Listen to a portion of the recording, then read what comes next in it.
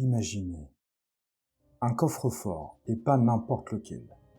Celui où vous rangez vos secrets les plus intimes, votre date de naissance, votre adresse exacte, l'historique de vos documents officiels, vos photos de titres de séjour, votre identité numérique complète.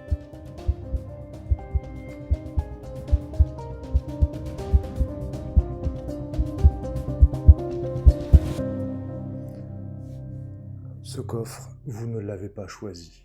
C'est l'État qui vous l'a imposé. Vous ne pouviez pas dire non.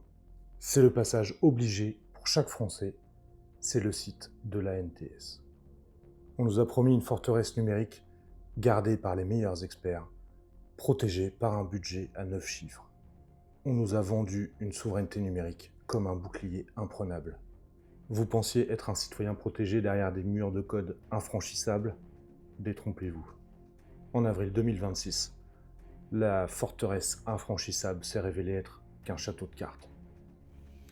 Il n'a que 15 ans à peine et il est soupçonné d'avoir contribué à pirater le site de l'ANTS. De l'ANTS, Le site de l'ANTS, l'Agence nationale des titres sécurisés, est toujours hors service. Conséquence d'une cyberattaque d'ampleur qui a touché la plateforme mi-avril, plus de 11 millions de comptes pourraient être concernés par un vol de données.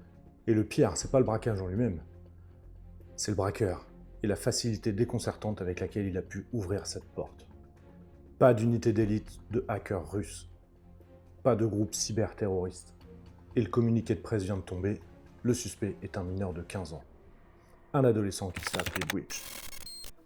Sous l'apparence du trafiquant de drogue Pablo Escobar, et avec le pseudo Breach 3D, Prenez 2 secondes pour réfléchir à ce pseudo.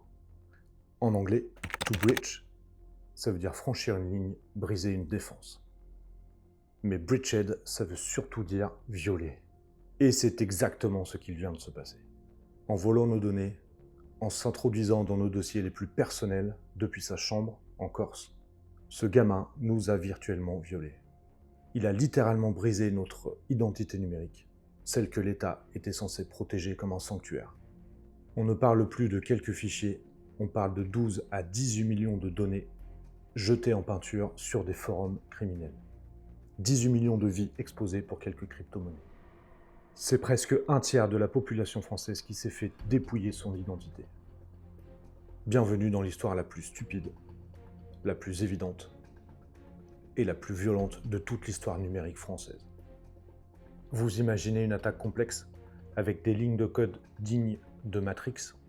Détrompez-vous, on n'est plus sur un épisode de vidéo gag.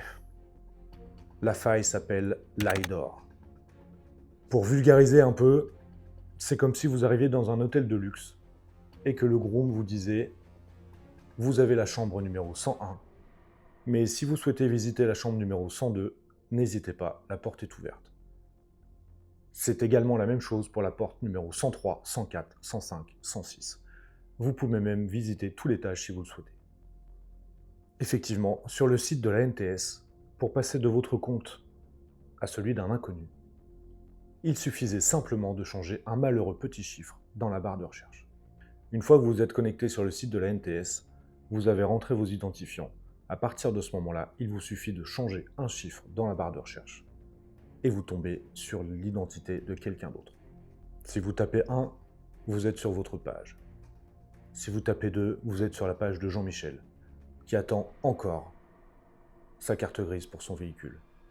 Si vous tapez 3, vous tombez sur la page de Madame Michu, qui, elle, attend définitivement son renouvellement de carte d'identité.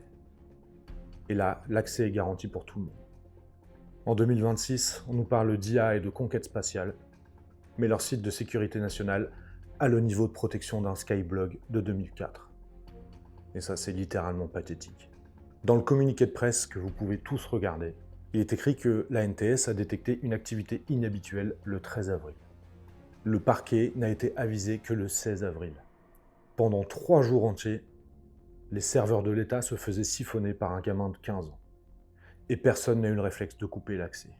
3 jours de porte ouverte pendant que Breached se servait dans nos données privées. Et pour couronner le tout, le gouvernement annonce un plan d'urgence de 200 millions d'euros. Votre argent, notre argent. On paye 2 fois dans l'histoire. Une fois par nos impôts pour récupérer l'incompétence. et une fois pour la perte de nos données privées. Alors on dit parfois que ce gamin se serait rendu et qu'il aurait trouvé une faille de sécurité et qu'il voulait simplement rendre service. On aimerait croire à cette histoire de ce petit gamin qui voudrait rendre service à son pays. Mais la réalité du dossier est plus sombre. On ne prévient pas les autorités après avoir mis 18 millions de données aux enchères sur le dark web. Quand on cherche à signaler un problème, on contacte d'abord l'ANSSI et on ne cherche pas à gagner de la crypto-monnaie. L'État sort les muscles aujourd'hui. On nous parle de 7 ans de prison et de 300 000 € d'amende. Ils veulent faire un exemple pour cacher leur propre honte. Mais pour vous, le message reste le même. Ne vous inquiétez pas, tout est géré, vous n'avez rien à faire. Bah voyons. Vos données sont déjà dans la nature. Les escrocs savent désormais tout de vous. Maintenant, posez-vous la question. Si un ado de 15 ans peut violer le système en 10 minutes, avec quelques lignes de code, qui d'autre est déjà sur les serveurs de l'État sans que personne ne l'ait remarqué? L'identité numérique arrive, on veut tout centraliser. Mais cette affaire révèle quelque chose. L'État est littéralement déconnecté. Soyez vigilants, parce qu'apparemment personne au gouvernement ne peut l'être pour vous.